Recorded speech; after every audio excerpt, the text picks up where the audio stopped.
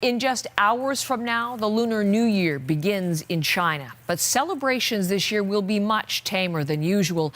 That deadly coronavirus outbreak has authorities taking new, unprecedented, drastic action today as they try to keep a lid on it.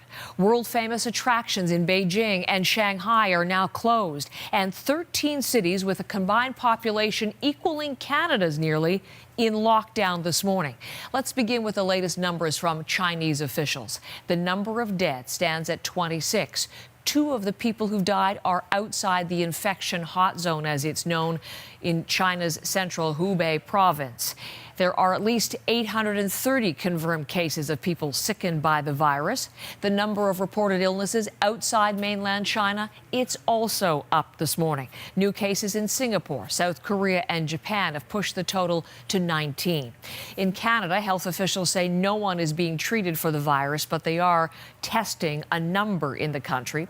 We have this new drone footage for you this morning. It's extraordinary, showing excavators working furiously as they break ground in Wuhan, the epicenter for the outbreak.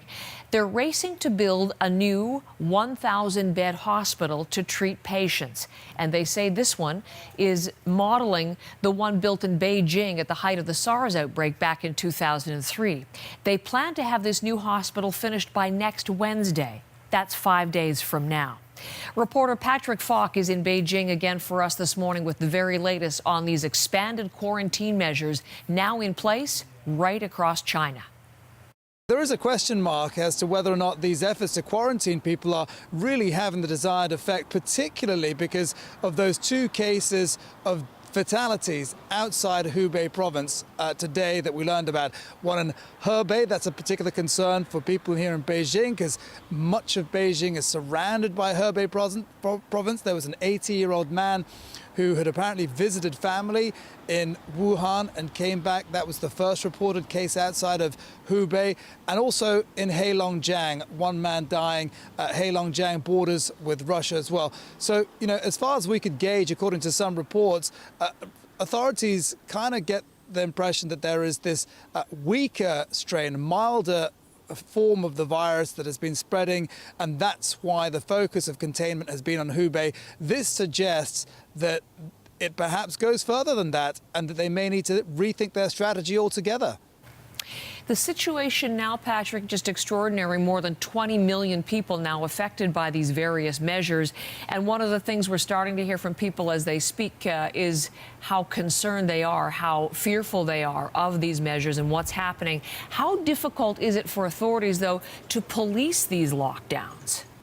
Yeah, well, we're hearing reports already that there do seem to be cracks in some of the efforts that they're trying to put in place. In particular, one story about a woman who managed to travel to France and get through checks.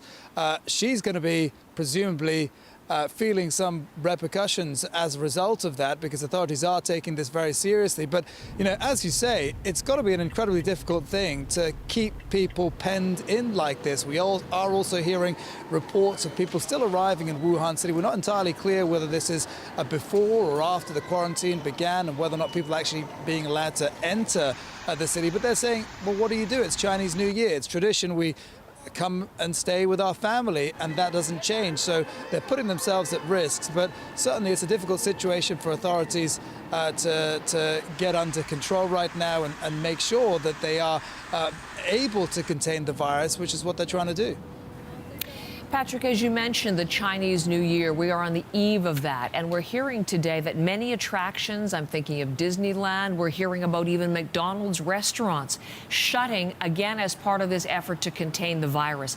So this holiday this year is likely to look very different. Can you give us some detail about that? Yeah, well, I mean, this is about as miserable Chinese New Year as I can remember. I mean, people are in a state of panic here in Beijing. I mean, you're seeing cars in the streets, but there aren't a lot of people around at all. And those that are out are all covered in face masks. They are definitely concerned. They are avoiding crowds. Authorities here have told people not to gather in big crowds. Here in the capital, they have shut the Forbidden City, perhaps Beijing's, if not China's, most famous landmark, a place that a lot of tourists would be wanting to go and visit. But yeah, lots of attractions, the celebrations, those aren't going to be happening. In particular as well, maybe of interest to those in Canada. The Cirque du Soleil, they've cancelled their shows, even though they're 700 kilometers away from Ground Zero, Wuhan. So it does certainly seem as though what was meant to be a fun week of holiday is going to be a little bit of a dry period for China, and we don't know how long this is going to last exactly. That's Patrick Falk in Beijing this morning. Now, a couple of additional notes. Chinese state television reporting there was a state council meeting on the virus today, and the conclusion was the spread has not been cut off despite the measures taken to date. So they do expect even more and more targeted measures. Patrick was also referring to the Cirque du Soleil. We reached out to them as well, and they have confirmed they've canceled their show in China, temporarily closing the shows in Guangzhou. So that is one of the things that they are doing as well, and we'll have more on that. And we're also getting, again, new numbers, just a little bit expanded from those which I was telling you.